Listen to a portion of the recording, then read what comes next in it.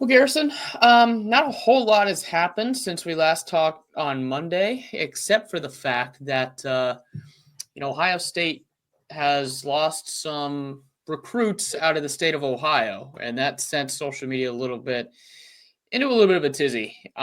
They were left out of Elbert Hill's final schools, so he doesn't seem to be considering Ohio State anymore. They also lost a kid right out in their own backyard out here in Lewis Center who goes to Olentangy, a safety, decided to go to Clemson.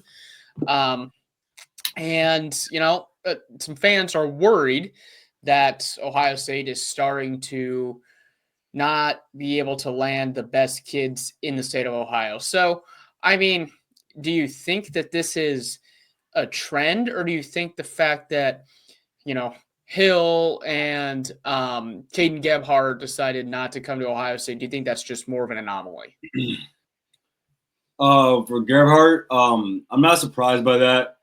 If you look at the amount of top safeties that Ohio State is in play for right now, I think that's most of the reason why. I think there's a really good chance that Ohio State is going to leave with probably out of the top four safeties. I would probably say one of them.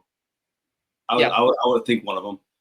So I understand I'm not coming for that reason. Also because, listen, man, Clemson is.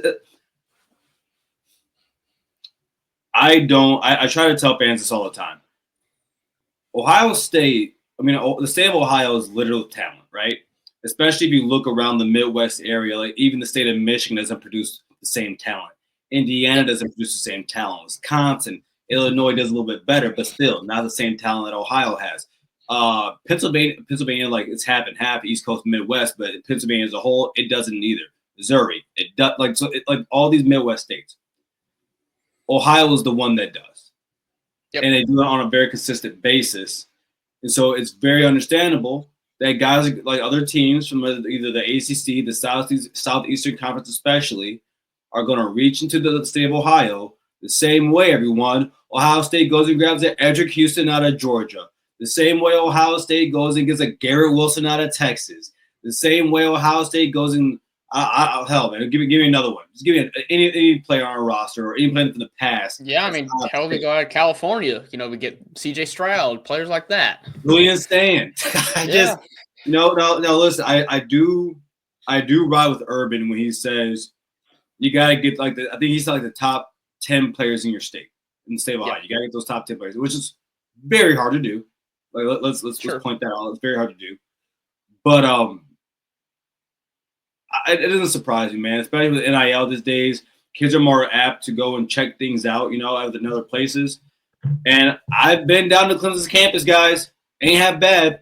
I get it. So no. And South Carolina has great golfing.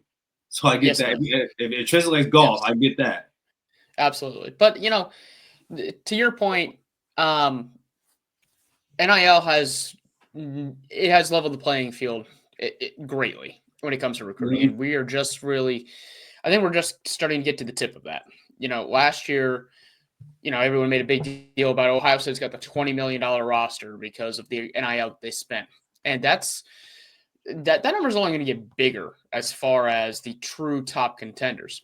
Mm-hmm. And like you mentioned, Ohio State's probably going to get one of those top safeties. Like they're probably going to get one of the, like you mentioned, top 3 or 4 guys. So, yeah, it would be nice to keep Gebhardt here in the state. But if he thinks he's got a better opportunity to play elsewhere, I understand that. And also, Ohio this year, they don't have the top-end talent that the state normally produces. Like, there's not a single 5-star prospect in the state by most of the recruiting services. But by the composite, there's not a 5-star recruit in the state of Ohio. Right. And that's not normal. Normally you're getting, the Jack Sawyers and, the Tavian St. Clairs, those guys who are 5-star blue chip guys. There's usually at least 1 or 2 in the state every single year.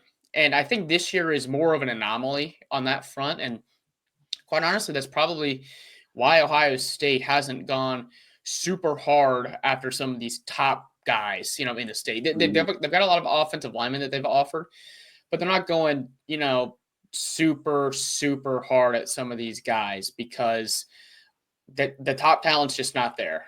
As a whole, the offensive line, like I mentioned, Ohio State's in on a few of those guys because that's like the one position this year that's deep in the state.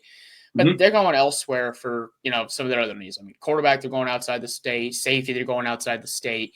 A lot of the recruiting efforts is outside the state this year, which, again, you're right. You would like to get some of the top guys in the state to stay.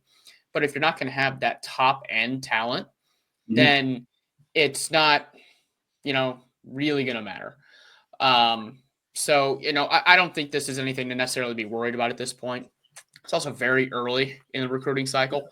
So, as we talked about, I'd much rather finish strong than start strong, when it comes to recruiting. No, so we slightly mentioned, right here from John Johnson. Hey, John, how you doing? Are they ever going to cap NIL? What do you think about that? Well, that's part of actually what they've been talking about with some of the meetings that they've had, with the top conferences and all the commissioners. They've actually talked about having a certain cap set. And that's actually why they were meeting with Congress as well, because this is more of a federal issue at this point because, essentially they can't call it a pay for play, but that's what it is. I mean, they're compensating these football players for playing on the field. And I agree that they do have to find out, they do have to cap it at some level. There's discussions. They're trying to figure out what level that needs to be in order for, things to stay competitive for not just the top programs, but every program around the state. So I do think they will cap it. I don't think it's probably going to be at a number that you or I particularly care for. What do you think the number would be? I could see it.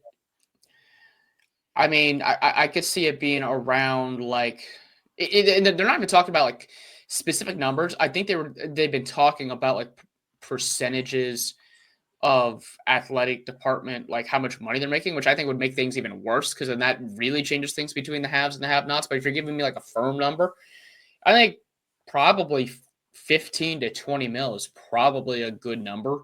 And I'd say even more on the low end of that, just so you don't have. I know it would benefit Ohio State, but for the betterment of college football, you don't need just Ohio State, Alabama, Clemson, like just the same 4 rotating teams being at the top because they're the only ones who can afford to pay the top end of the NIL. But for the last 20 years, has college football not been that though? Has it not been the haves and the have-nots? Is it much changing? Nick Saban spoke to this while he was still here. Still here, like he definitely still in college, still in college football. No, he talked about how people think that's going to fix everything. It's not. I'll say this: with the 12-team playoff, a lot more was leveled out. Like there were more teams that I thought were good. And I'm not even talking about even teams that necessarily, made the playoff. Like obviously, Indiana is the big example with that. I don't think I think without NIL, there's no chance that they make the college football playoff. And they used their whatever NIL they had to bring those guys over from JMU, from other places across as well. So, they're the big example. But even teams like. I know Miami didn't make the playoff, but they became a whole lot better this year thanks to NIL. Ole Miss, they're a team that hasn't really been at the top echelon of the sport for a few decades, and they almost made the playoff. Thanks to they got almost their entire roster makeover from last season because of NIL. Like they spent a ton of NIL money, so I do think it's leveling out the sport a bit. But when you look at the top tier of teams that can actually compete for a national championship, you have to combine NIL with the tradition and the facilities and all that all those top programs do. So do I think it's actually going to change as far as who wins a national championship? Maybe not. But I do think it makes some things more exciting.